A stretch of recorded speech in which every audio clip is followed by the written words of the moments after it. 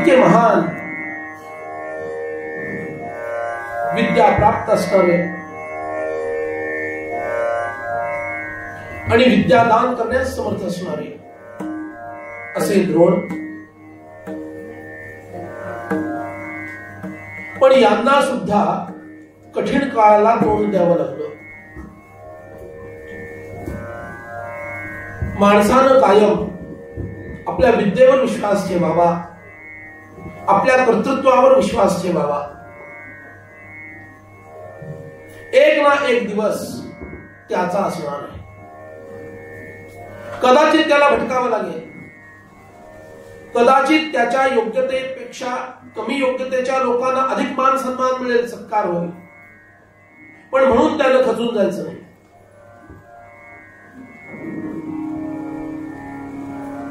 जो चालत राहतो त्याचं भाग्य त्याच्या बरोबर चालतं, जो बसून जातो त्याचं भाग्यही बसून जातं, आणि जो झोपतो त्याचं भाग्यही झोपी जातं. मध्यंतरानंतरच आहे.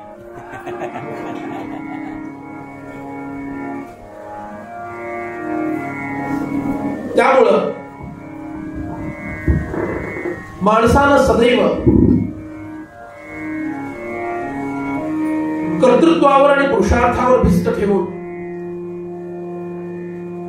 जोपर्यंत अनुकूलता येत नाही तोपर्यंत प्रारब्धाचा किंवा दैवाचा खेळ चालू आहे. आणि कधीतरी भगवंत माझ्यावर कृपा करेल आणि मला योग्य असा मार्ग मिळेल, ते महत्वाचं द्वार उघडलं जाईल जीवनातील. याच्यासाठी त्यांनी खचून न जाता तटस्थपणे राहायला शिकलं पाहिजे आणि योग्य अशा संधींकडं म्हणजे ऑपॉर्च्युनिटीज लक्ष एकाग्र केलं पाहिजे. आणि हेच द्रोणांच्या बाबतीत झालं. ज्या ठिकाणी माझ्या विद्येला मान मिळेल त्या ठिकाणी मला जायला हवं असा विचार करून द्रोण हस्तिनापुराच्या दिशेनं पुढे आले आणि योग्य तो सत्कार त्यांचा झाला. कालपर्यंत एक गाय त्यांना उपलब्ध होत नव्हती, आज हजारो गायी त्यांच्यासाठी उपलब्ध आहे.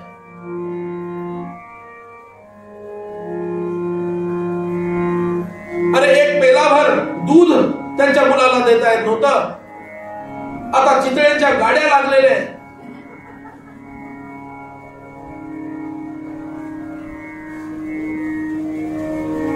अशी स्थिती निर्माण झाली. बघा त्यांची फुकट जाहिरात झाली की नाही.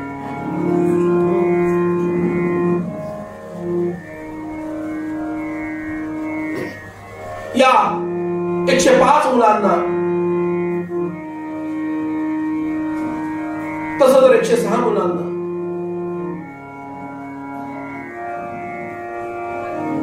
द्रोणांकडे सुपूर्द केलं गेलं आणि ह्या मुलांना विद्याभ्यास तुम्ही शिकवावा. धनुर्वेद, मुख्य, गदा, तोमर, भाले, पट्टीश, परीघ, खड्ग, अश्वसंचालन, रथसंचालन, गजसंचालन आणि वेगळ्या वेगळ्या प्रकारचे व्यूह, त्यांची रचना, राजनीती, दंडनीती अशा अनेक विद्या शिकवण्यासाठी विशेष करून शस्त्र अस्त्रविद्या शिकवण्यासाठी पाठवण्यात आलं. या राजपुत्रांचा अभ्यास प्रारंभ झाला. भीम यांच्यामध्ये महाबलवान आहे, अर्जुन अत्यंत बुद्धिमान, चपळ, विद्या ग्रहण करण्यास हपावलेला,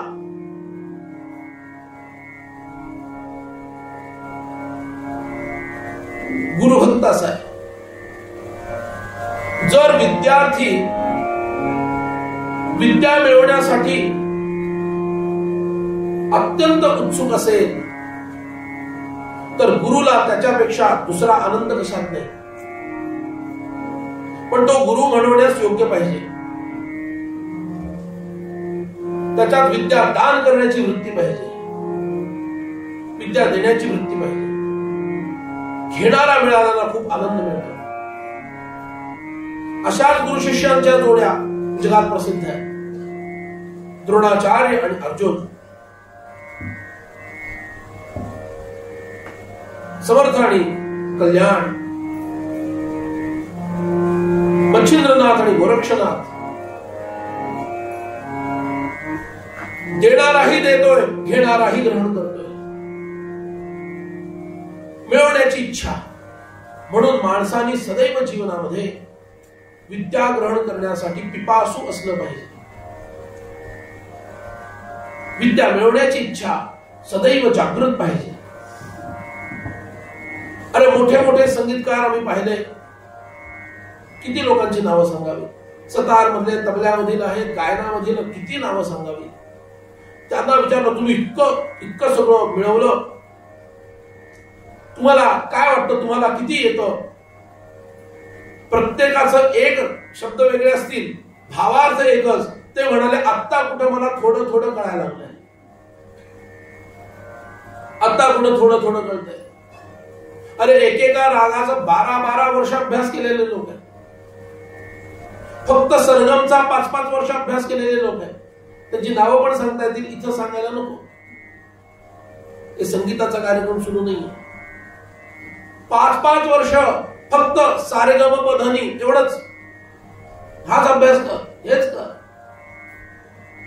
2-2 वर्ष फक्त धाच वाजवायचा. एक धा जमला म्हणजे सगळं जमला तबला. तो धा पाहिजे कसा, तो असा धा बसला पाहिजे की बस हा धा ऐकला म्हणजे पूर्ण तबला ऐकल्यासारखं वाटावं. म्हणून विद्या पिपासू असणं, मरेपर्यंत माणसानं विद्येची पिपासा ठेवावी, विद्या ग्रहण करण्याची इच्छा ठेवावी.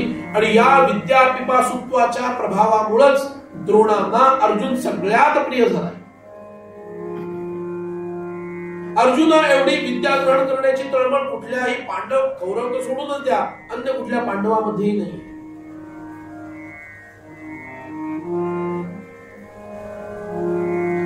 युधिष्ठिर हा रथसंचालनामध्ये श्रेष्ठ आहे. अर्जुन धनुर्विद्येमध्ये श्रेष्ठ आहे. भीम आणि दुर्योधन गदा युद्धामध्ये श्रेष्ठ आहे.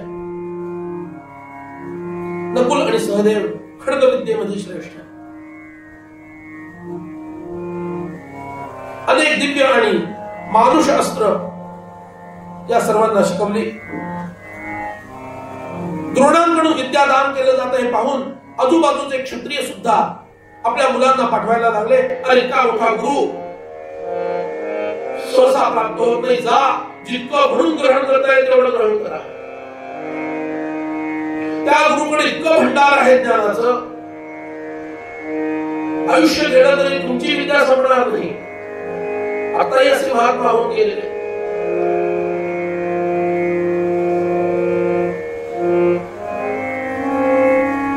विष्णुतीर्थ म्हणून एक महाराज होते, शंकराचार्य होते, गुरुपीठाचे. त्यांच्याकडे किती विद्या होत्या कदाचित त्यांना पण माहित नसते.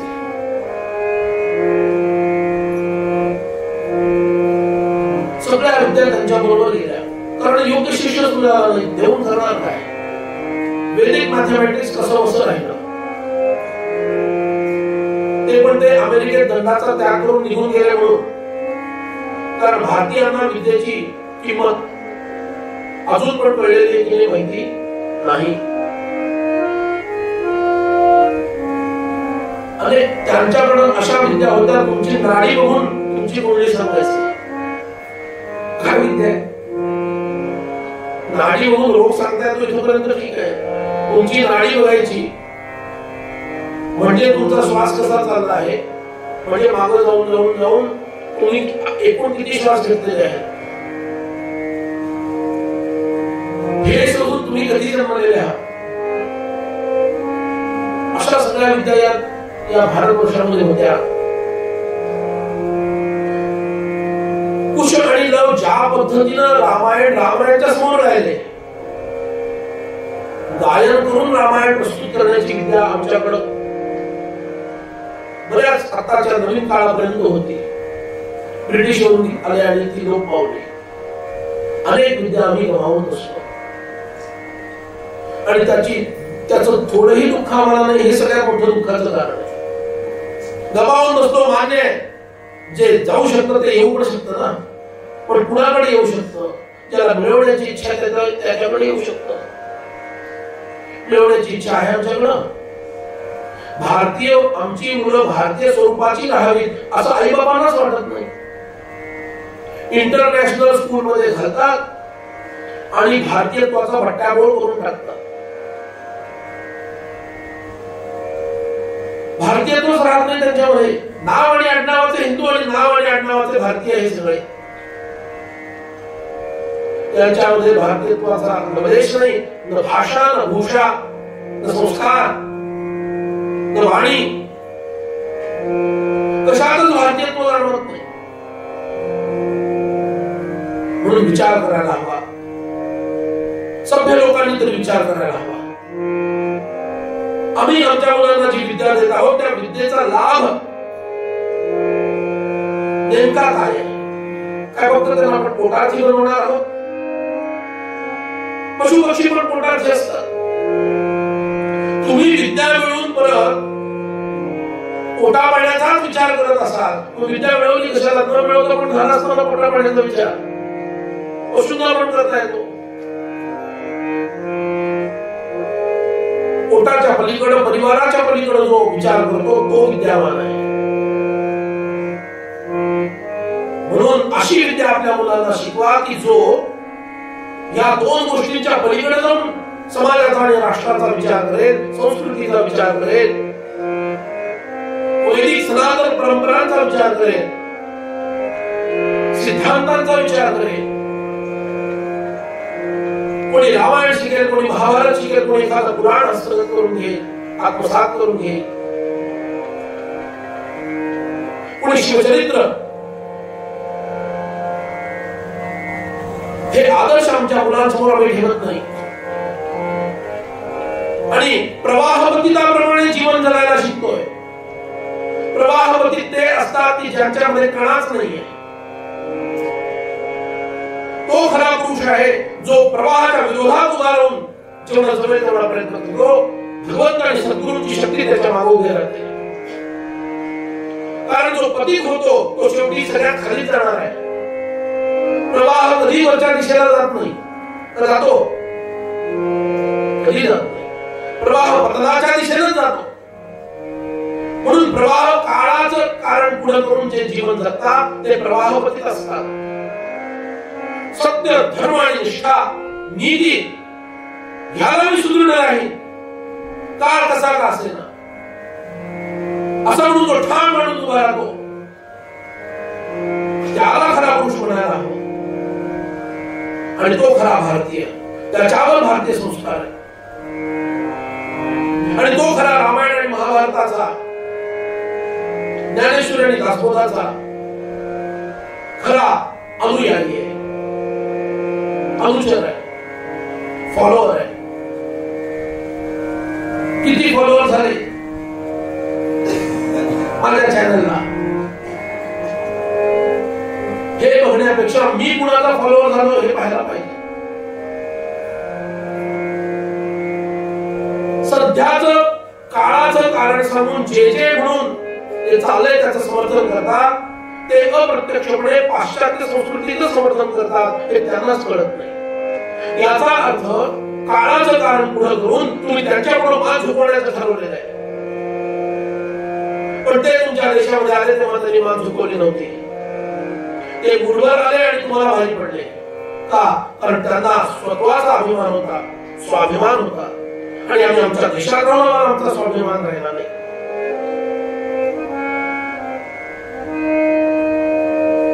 शनिवार वाड्यामध्ये यवन म्हणजे टोपीवाले इंग्रज, त्यांची तंग विजार ज्याला आपण पॅन्ट म्हणतो ती घालून वाकडे तिकडे बसत असतील, त्यांना लोकही हसत असतील. ते म्हणाले आता तुम्ही हसता आहात, 100 वर्षामध्ये तुमचे कपडे नाही बदलले तर आम्ही इंग्रज नाव सांगणार नाही. आणि त्यांनी करून दाखवलं. धोतर गायब झालं. इंग्रज होते तोपर्यंत होतं आणि नेताना ते सगळं घेऊन गेले वाटतं. भाषाही नेली, भूषाही नेली. म्हणून बघा, आज शास्त्रीय संगीत कर्नाटक असो, हिंदुस्थानी असो, आणि ज्योतिष काही प्रमाणात, आणि अध्यात्म विद्या या सोडल्या तर अन्य सर्व विद्या आपण अंधपणे पाश्चात्यांचं अनुकरण करत आहोत. चित्रकला असो, हस्तकला असो, शिल्पकला असो, आणि अशा अनेक कला आणि विद्या शाळा आणि कॉलेजमध्ये हे शिकवलं जातं.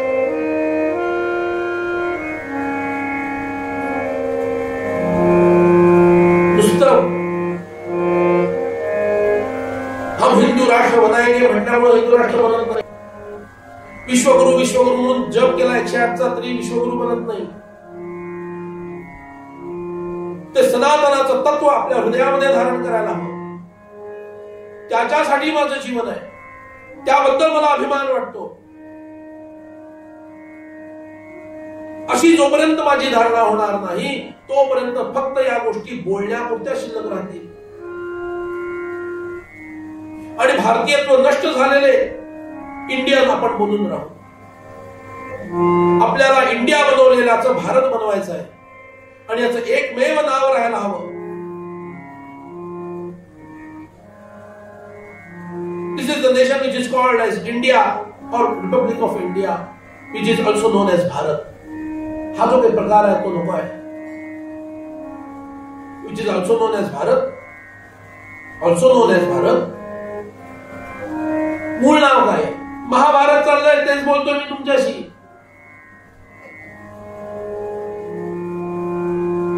त्याला रिपब्लिक ऑफ इंडिया असं म्हणतात, आणि ज्याला भारत असं एक नाव आहे.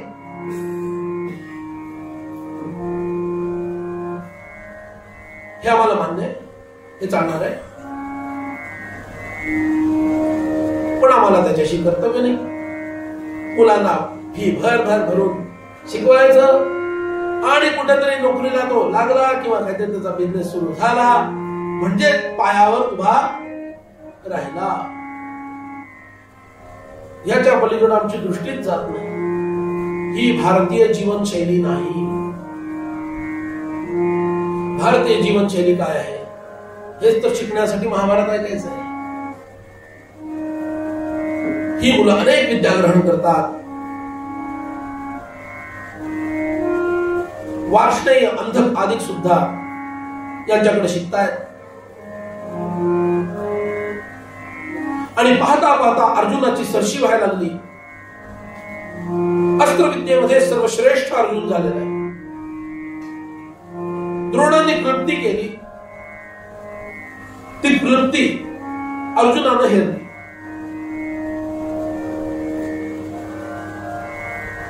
सर्व मुलांना द्रोण असा एक चंबू देत असत पाणी भरण्यासाठी आणा म्हणून, की ज्याचं मुख अगदी छोट आहे, म्हणजे भरायला वेळ लागेल. आणि आपल्या मुलाला मात्र मोठं मुख असणार एक पात्र देत असत. तो पटकन पाणी भरून आणत असे, आणि ही मुलं यायच्या आत त्याला गुप्त विद्या शिकवत असत. त्याचं नाव अश्वत्थामा. त्या मुलाचं नाव द्रोणांच्या अश्वत्थामा. उच्चैश्रवा जो स्वर्गातील अश्व आहे, हा जन्मल्यानंतर त्या अश्वाप्रमाणे ओरडला, म्हणून त्याचं नाव अश्वत्थामा ठेवण्यात आलं. आणि जो जन्मल्यानंतर गाढवासारखा ओरडला त्याच्याकडे त्याला पुढे काम करावं लागलं. जय जय काय गंमत आहे बघा, काळाचा फेरा कसा असतो. म्हणून अर्जुनानं हे हेरलं आणि म्हणाला, गुरुजी मला पण तसलं पात्र द्या ना. गुरुजी म्हणाला, पोरगा फार हुशारच दिसतोय. आम्ही पण म्हणतो खाली गेलो असतो नाही तर अमका फार हुशारच दिसतो. संस्कार शिबिर त्यालाही मोठं असे पात्र दिलं ज्याच्यात पाणी पटकन भरता येईल. आणि अश्वत्थामा आणि अर्जुन दोघे लवकर येत असत. दोघांनाही अनेक गुप्त विद्या द्रोणांनी शिकवल्या, ज्या इतरांना शिकायला वेळच मिळाला नाही. आणि द्रोण असं म्हणतात, अर्जुना, मी तुला सर्वश्रेष्ठ धनुर्धर बनवे, पण त्याच्याची परीक्षा काय घेतली? आचार्याला सांगितलं, याला कधीही अंधारात वाढायचं नाही, पूर्ण उजेडात वाढायचं. आणि रात्रीच्या जेवणाच्या बाबतीत उजेडात हा जेवत असे, लख प्रकाशामध्ये रात्री समया वगैरे लावून. आणि एक दिवस वाऱ्यानं समयी विझली, अंधार पडला, पण जेवण थांबता कामा नये. प्रत्येक घास अचूक त्याच्या मुखामध्ये गेला. असं काही झालं नाही. इतका हुशार आहे तो. द्रोण तेच बघत होते. एखाद्या अभ्यासाचा परिणाम काय होतो? तुम्ही एकाग्र जर झालात तर त्या एकाग्रतेमुळं आणि नित्य अभ्यासामुळं त्याची महारथ तुम्हाला प्राप्त होते. You master it. मास्टरिंग साठी तुम्हाला सराव करावा लागतो, अभ्यास त्याला म्हणतात, आणि ह्यांच्या भाषेमध्ये रियाज असं म्हणतात. सातत्यानं ती गोष्ट करत राहायची. आणि मग अर्जुनाच्या लक्षात आलं, अरे अंधारामध्ये सुद्धा जर माझा घास मुखातच जात असेल तर अंधारामध्ये माझा बाण सुद्धा त्या लक्षाला का भेदणार नाही? काय मुलगा आहे बघा. आणि रात्रीचा झोपेचा वेळ त्या मुलांनी कमी केला आणि रात्री सुद्धा शरसंधान करतोय. गुरु म्हणतात, नाही रात्री एवढी झाली, बाण सुटण्याचा आवाज येतो, कोण करत हे? म्हणून द्रोणांनी बघितलं तर हा रात्री छोटासा असणारा अर्जुन शरसंधान करण्याचा प्रयत्न करतोय आणि अचूक संधान करतो. इतका आनंद त्या गुरु, काय गुरुला आनंद झाला असेल बघा, विचार करा. गुरुला वाटलं असेल, अरे माझं जीवन धन्य झालं, असा उत्तम शिष्य मला प्राप्त झाला. आणि अर्जुनाकडे त्यांनी बघितलं, जवळ घेतलं, प्रेमाने अगदी पोटाशी धरलं आणि म्हटलं, बाळ, मी तुला जीवनामध्ये सर्वश्रेष्ठ धनुर्धर बनवेन. हा माझा शब्द आहे, हा माझा गुरुचा शब्द आहे. अर्जुनालाही आनंद झाला.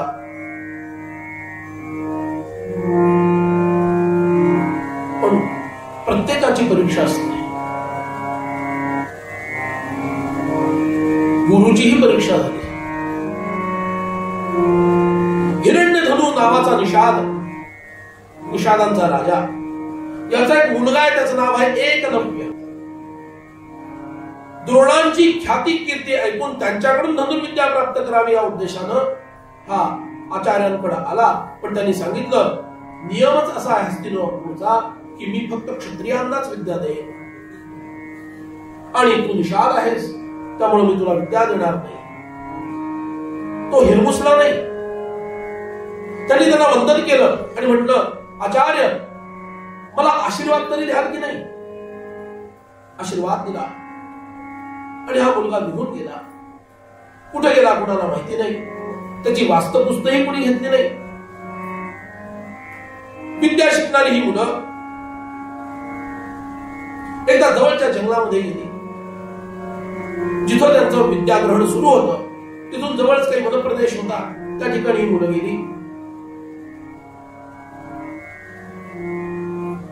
या ठिकाणी हा एकलव्य द्रोणाचार्यांची प्रतिमा बनवून, त्यांना गुरुस्थानी मानून, त्यांची अनुज्ञा घेऊन धनुर्विद्या ग्रहण करत होता. आणि इतकी विद्या त्याला ती प्राप्त झाली. एकदा एक पारधी त्याच्या कुत्र्याबरोबर, त्याच्या हातात फास आहे पारध्याच्या, तो त्या वनामध्ये शिरला. आणि त्या कुत्र्याला काय वाटलं माहिती नाही. तो कुत्रा भुंकत भुंकत एकलव्याच्या अंगावर गेला. एकलव्य विद्या अभ्यास करत होता. बाणाला टोक न लावता त्यांनी असे बाण त्याच्या तोंडात सोडले की त्याला भुंकताच येईना. आणि आणि घशाला जखम पण झाली नाही. आणि नेमकं या वेळेला कौरव आणि पांडव तिथं जाऊन पोहोचले आणि हा सगळा प्रकार बघितला. त्यांचा सगळा अहंकार नष्ट झाला. आम्ही इतके मोठे असे क्षत्रिय आहोत आणि आमचे गुरु इतके महान आहेत आणि त्यांच्याकडून आम्हाला अद्भुत विद्या मिळते. अरे याला गुरु नाही आहेत आणि तरी सुद्धा एका पुतळ्यामध्ये गुरुची भावना करून याने इतकी अद्भुत विद्या प्राप्त केली की आमच्यातील कुणाला अर्जुनाला सुद्धा हे करता येणार.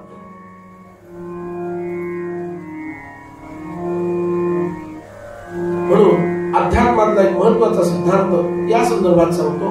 हा काही अध्यात्माचा विषय नाही, हा धनुर्विद्येचा आहे, पण तो त्याला लागू पडतो म्हणून सांगतो. गुरु तारक नसून गुरुभाव तारक आहे हे लक्षात ठेवा. गुरुभाव तारक आहे. अनेक सत्पुरुष महापुरुष होऊन गेले, प्रत्येकाचा उद्धार केला त्यांनी. त्यांच्या उपस्थितीमध्ये असणाऱ्या अनेक शिष्यांना सुद्धा त्यांचा उद्धार स्वतःला त्यांना करून घेता आला नाही. इतके महान गुरु असताना सुद्धा. का? गुरु आहे पण गुरुभाव त्या शिष्यांमध्ये नाहीये जो असायला हवा. म्हणजे समर्थांच्या भाषेत सद्गुरू आहेत पण सत्शिष्य नाहीये. ज्याच्यामध्ये गुरुभाव स्थिर झालेला आहे तोच सत्शिष्य आहे. आणि म्हणून प्रत्यक्षात गुरु जरी समोर नसले तरी गुरुभावाच्या जोरावरती या महापुरुषांनी तेच मिळवून दाखवलं जे गुरु प्रत्यक्ष उपस्थित असताना सुद्धा अनेकांना मिळवता आलं नाही. उदाहरण सद्गुरु भगवान श्रीधर स्वामी महाराज.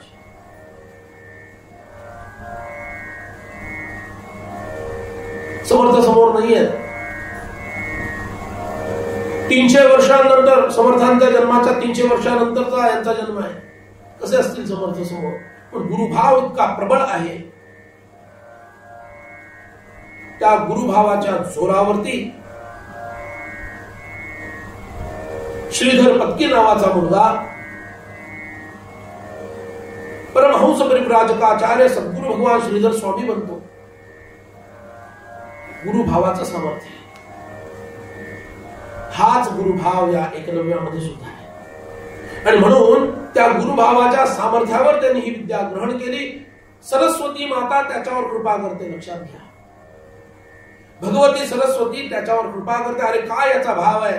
एका पुतळ्यामध्ये हा गुरु मानतोय, त्याला गुरु मानून हा काम करतो. सरस्वती मातेला त्याच्याबद्दल प्रेम जागृत होतं आणि ती त्याला आशीर्वाद देते. तिच्या कृपेने त्याला ती विद्या प्राप्त होते.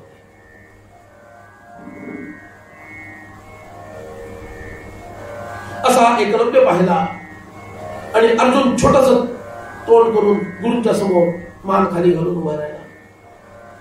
आजपर्यंत इतका उत्साही असणारा हा आपला शिष्योत्तम हा इतका कसा काही खचील झालाय म्हणून गुरुंनी विचारलं. सगळं काही घडलं ते सांगितलं. आणि अर्जुन काय हुशार आहे बघा.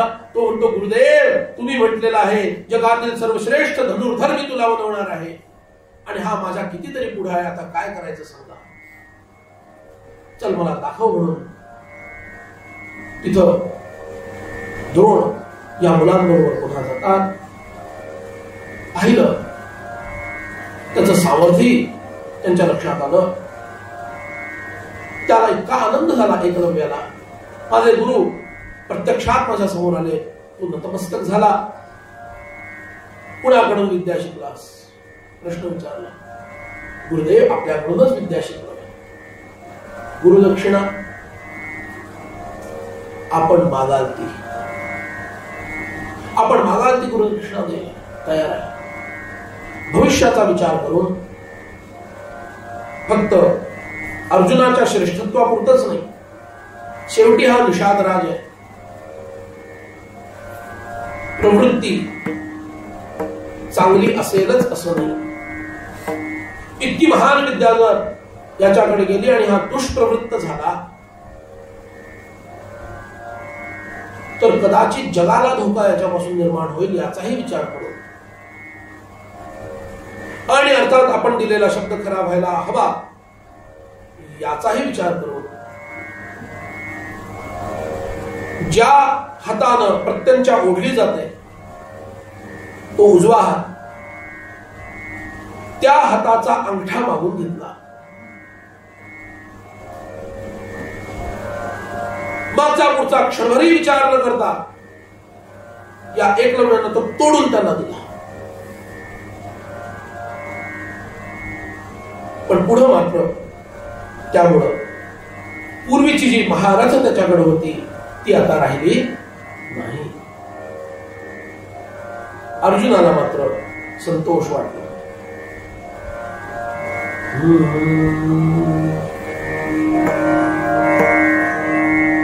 गोपाला गोपाला देवकी नंदन गोपाला गोपाला गोपाला देवकी नंदन गोपाला गोपाला गोपाला देवकी नंदन गोपाला गोपाला गोपाला देवकी नंदन गोपाला गोपाला गोपाला देवकी नंदन गोपाला गोपाला गोपाला देवकी नंदन गोपाला गोपाला गोपाला देवकी नंदन गोपाला गोपाला गोपाला देवकी नंदन गोपाला गोपाला गोपाला देवकी नंदन गोपाला गोपाला गोपाला देवकी नंदन गोपाला गोपाला गोपाला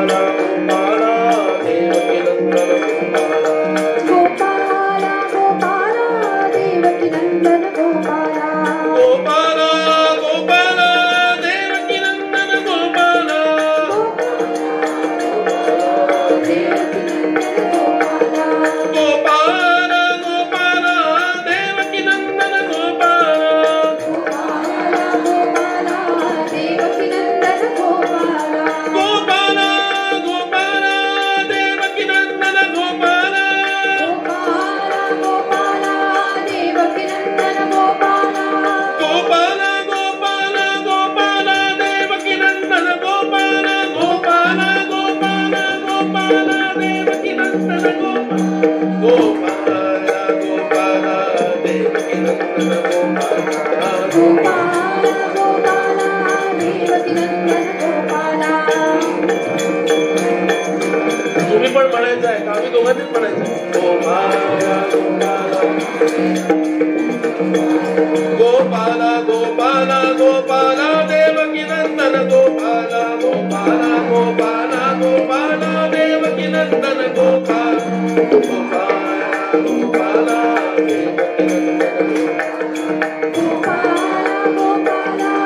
देवकी नंदन गोपाला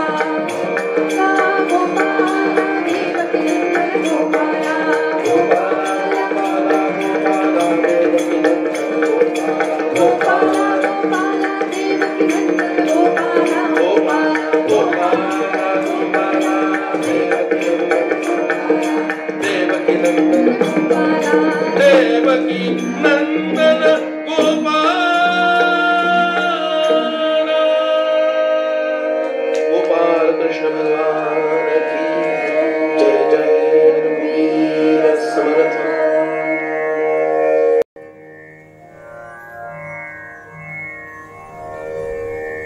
पांडवांनी कौरवांची परीक्षा घ्यावी म्हणून एक कृत्रिम भास नावाचा पक्षी तुम्हाला आम्हाला पोपट म्हणून सांगितलं गेलं.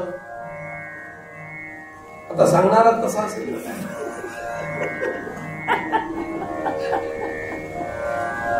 मूळ संहितेमध्ये भास पक्षाचं नाव आहे आणि मला भास झाल्या म्हणून हे बोलत नाहीये. प्रत्यक्षात भास पक्षी असंच नाव दिलेलं आहे.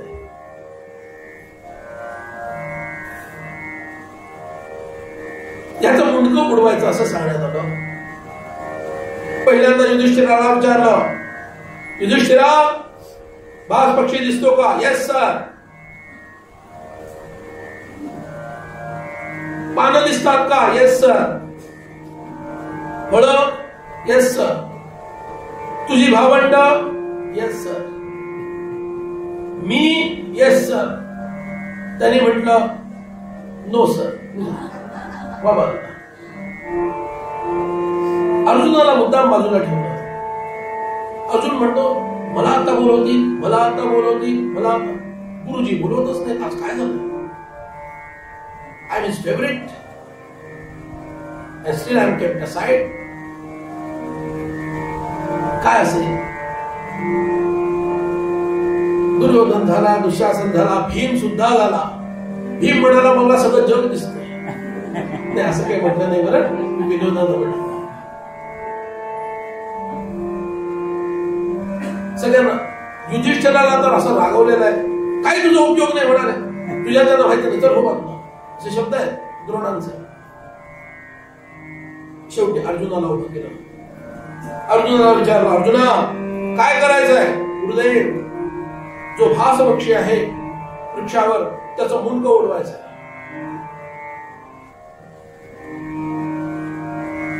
तुला भास पक्षी दिसतोय का? हो.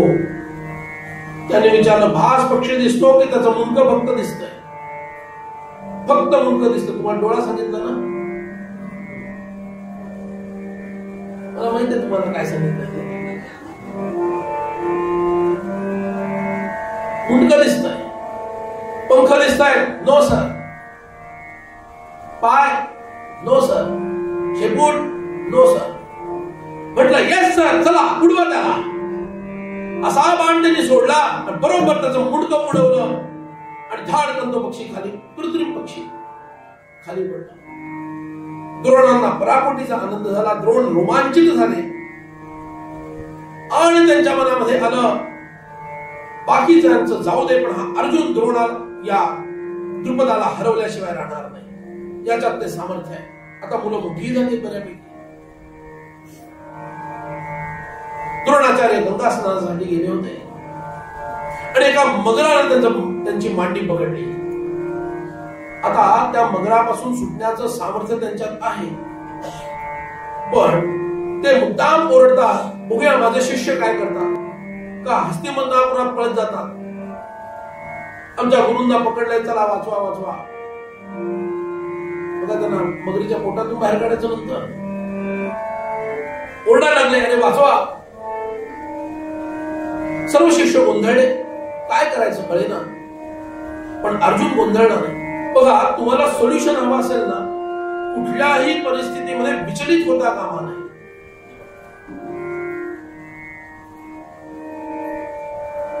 माणूस विचलित होतो आणि लक्ष्यापासून दूर जातो. अविचल ज्याला राहता येतं ना, त्याचं लक्ष कधी विस्कळीत होत नाही. म्हणून जीवनामध्ये कितीही भीषण परिस्थिती का न येऊ, विचलित होऊ नका. स्थितप्रज्ञस्य का भाषा. अर्जुनाने जे भगवंताला विचारलं, तो स्थितप्रज्ञ म्हणजे काय आहे? विचलित न होणारी व्यक्ती, अविचल दृढ राहणारी व्यक्ती. तो शाहिस्ता खान 1.25 लाख फौज घेऊन आलाय पुण्यामध्ये. तेव्हा पुण्याची लोकसंख्या पण तेवढी नव्हती. आता काही बोलायचं काम नाही.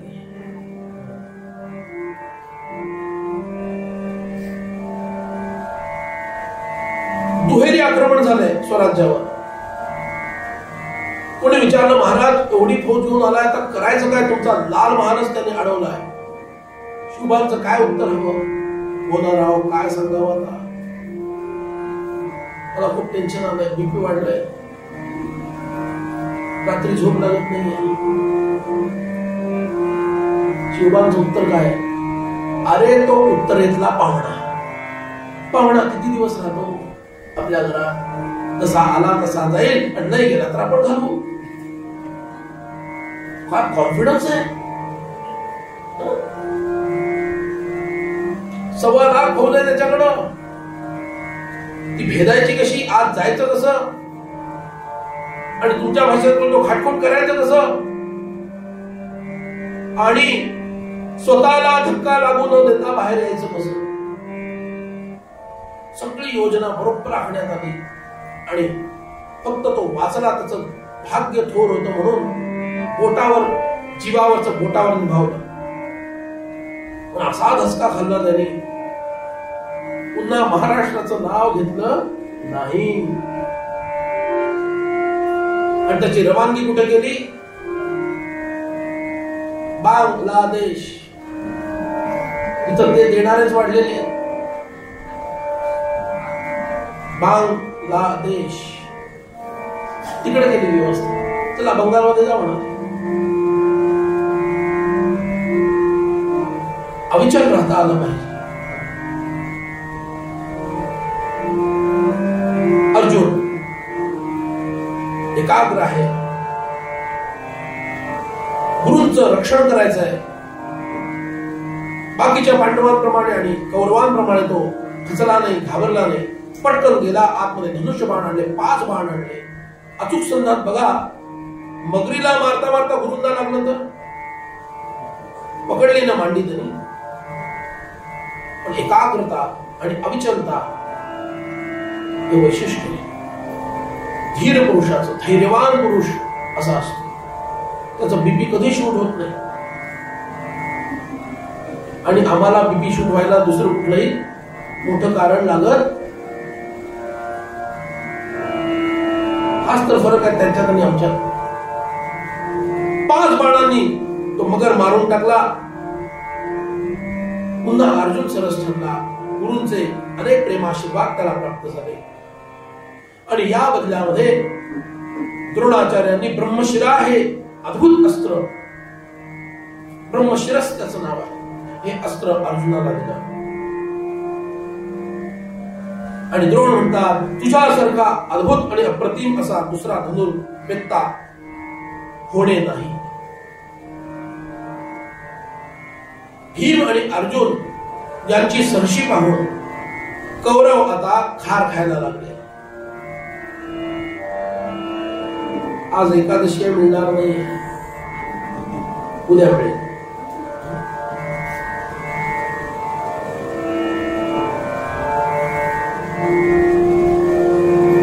कुमार सगळे परत येतात.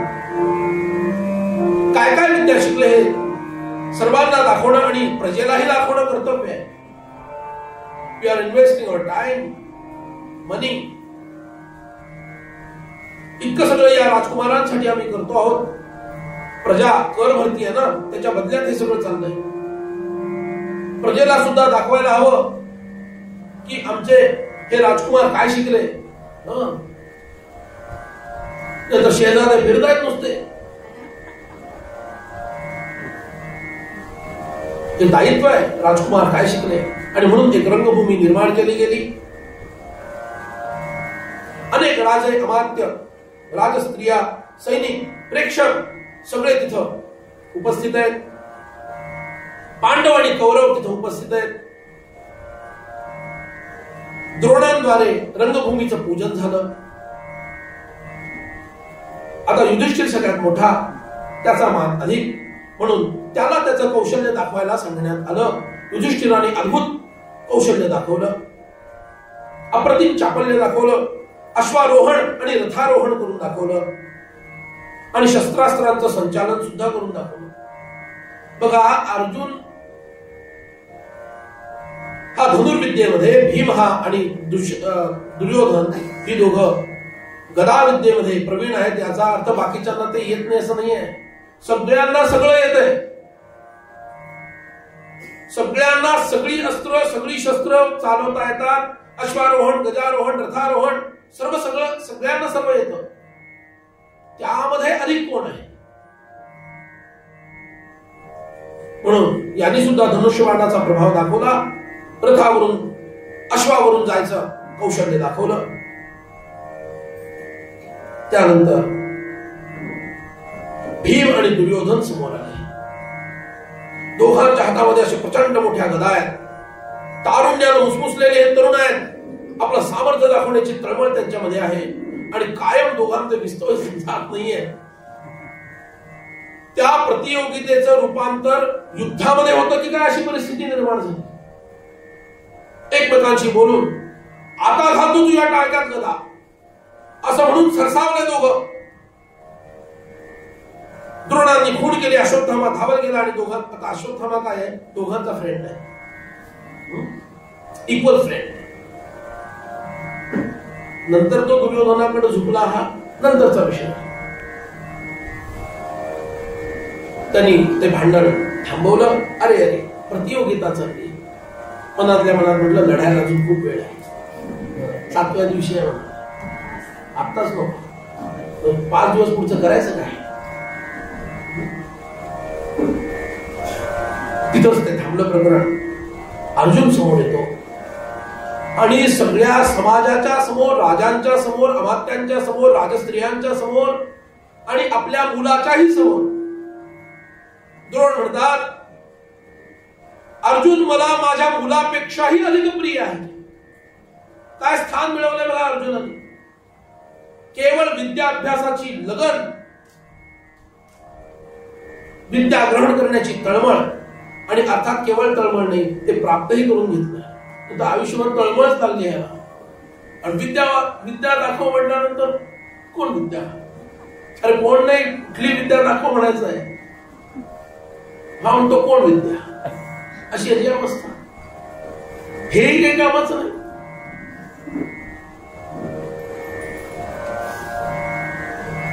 अर्जुनानं अद्भुत असं अस्त्र सामर्थ्य दाखवलं. ते इतकं अद्भुत होतं, सगळा समाज अवाक होऊन बघत होता. अग्नी, जल, मेघ, भूमी, उड्डाण, अंतर्धान, सूक्ष्म आणि भीमरूप घेणं, हे सर्व अर्जुनाने करून दाखवलं. त्या सिरियल मध्ये दाखवलं नाहीये. म्हणून आम्ही सांगतो, don't see the serial, see the real. त्याच्यात सगळं सांगत नाही. इतकं सगळं दाखवलं आणि अर्जुनाचं हे प्रात्यक्षिक दाखवून पूर्ण झालं. आणि एकदम त्या रंगभूमीच्या द्वारातून शट्टू ठोकण्याचा आवाज आला.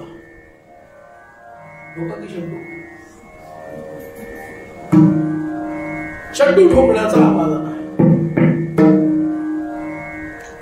आणि गर्वोत्थित असणारा वैकर्तन कर्ण धनुष्यबाण घेऊन वेगामध्ये आला. आणि अर्जुनास आमने सामने आव्हान दिलं, अरे हिम्मत असेल तर कर माझ्याशी दोन हात. दुर्योधनानं लगेच त्याला पाठिंबा दिला. Yes, I am with you. कधी संधी सोडत नाही दुर्योधन.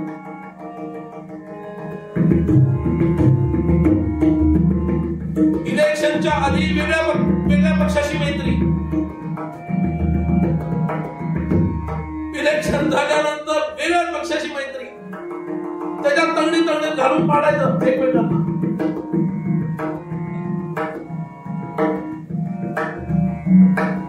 दुर्योधनाची परंपरा चालवणारे आज सुद्धा आहेत. काय बोलावं?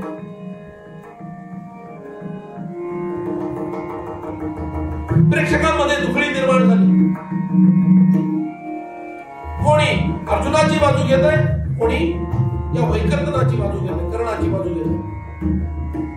कुंती त्या राजस्त्रियांमध्ये बसलेली आहे आणि तिने अर्जुनालाही पाहिलंय आणि कर्णालाही पाहिलं. ज्या क्षणी कर्णाला पाहिलं, त्याची जन्मजात असणारी कवच आणि कुंडल पाहिली.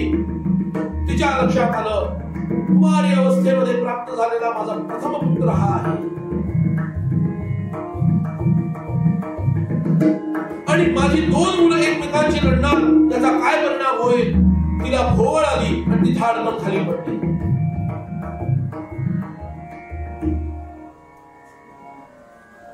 भोवळ येऊन कुंती खाली पडली.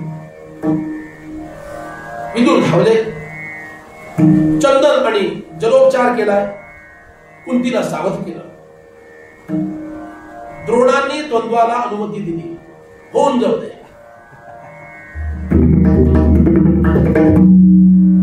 कृपांनी कर्णाचं कुळ विचारलं, गोत्र विचारलं. दुर्योधनाच्या लक्षात आलं होतं काहीतरी गडबड आहे.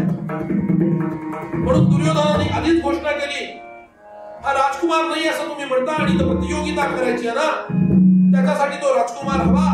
आता मी त्याला अंग देशाचा राजा बनवू. म्हणजे तो झाला आता राजा आणि राजकुमार. पण गंमत अशी आहे बघा, दुर्योधनाला अधिकार दिला कोणी अंग देशाचा राजा त्याला बनवायचा.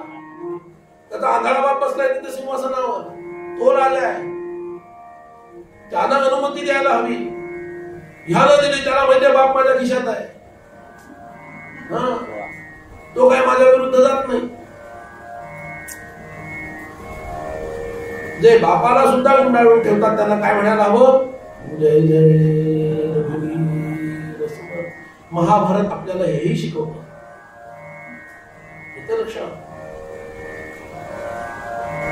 अंग देशाचा राजा बनवला आणि कारण सांगितलं, याच्या अंगाचं शौर्य, उत्तम कुल हा राजा होण्यास योग्य आहे आणि ह्यामुळे युद्ध व्हायलाच हवं.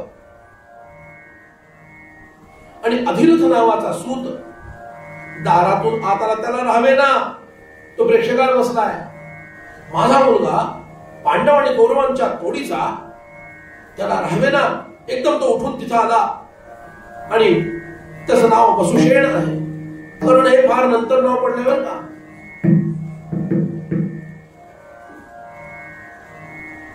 कर्ण हे नाव फार नंतर पडलं, ज्यांनी इंद्राच्या मागण्यावरून आपली कवच आणि कुंडल कापून दिली. वैकर्तन कर्ण हे नंतरचं नाव आहे. आधीचं आई वडिलांनी म्हणजे अधिरथ आणि राधेनं ठेवलेलं नाव वसुषेण असं आहे. असं नाव घेतोय तो अधिरथ. त्याला आपल्या पित्याबद्दल खूप आदर आहे, प्रेम आहे आणि तो त्यांचा सन्मान करतो.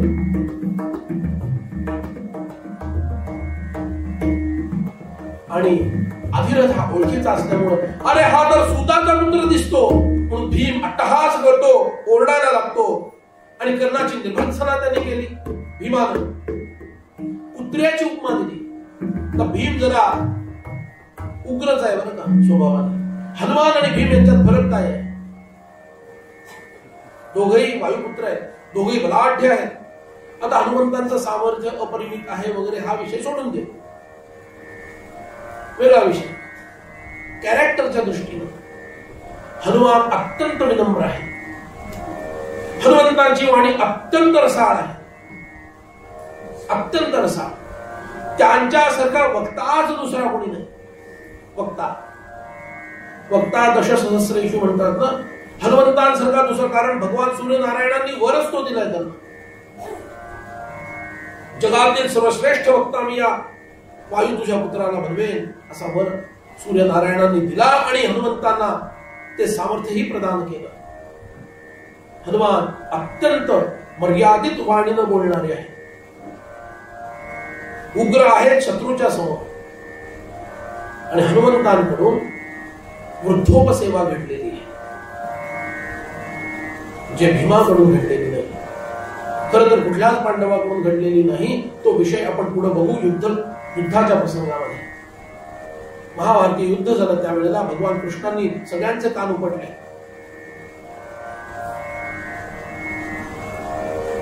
भीमाकडे हे नाहीये, अत्यंत उग्र आहे, धर्माच्या बाजूने आहे खरंय, पण उग्र बोलतो, उग्र वागतो सुद्धा. मारायला लागला की समोरचा जिवंतच राहत नाही. प्रतियोगिता हा विषय भीमाच्या बाबतीत नाही. भीम प्रतियोगितेलाही युद्धाचंच रूपांतर देतो आणि समोरच्याला चेंदामेंदा करूनच संपवतो. असा बाण टुचकन मारला आणि तो मेला नाही असले उद्योग भीमाला जमत नाही. त्याचा लोळा गोळा बनवूनच त्याला संपवायचं, हे त्याचं कॅरेक्टर आहे. भीम त्याला कुत्र्याची उपमा देतो. अरे तुझ्या हातात चाबूक शोभतो रे, धनुष्य शोभत नाही, चाल निघितून.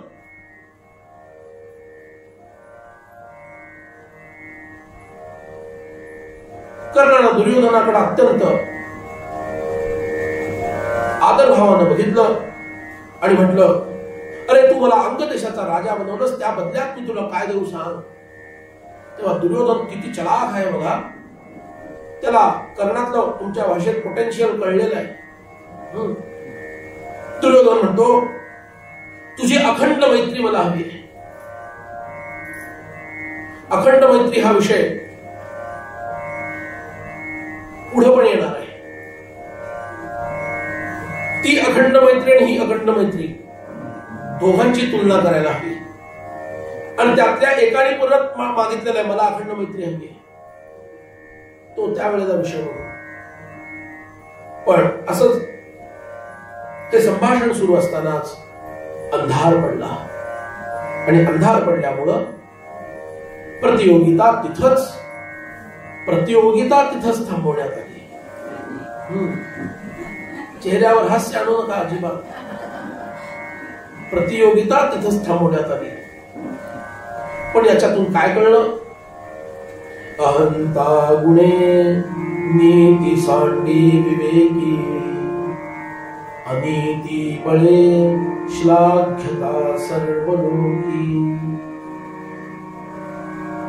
असं जीवन अहंतेनं भरलेलं. ती अहंता भगवंत वेळच्या वेळी ठेचून काढतो आणि आपली जागा दाखवली जाते. म्हणून सदैव भगवंताच्या स्मरणात राहावं.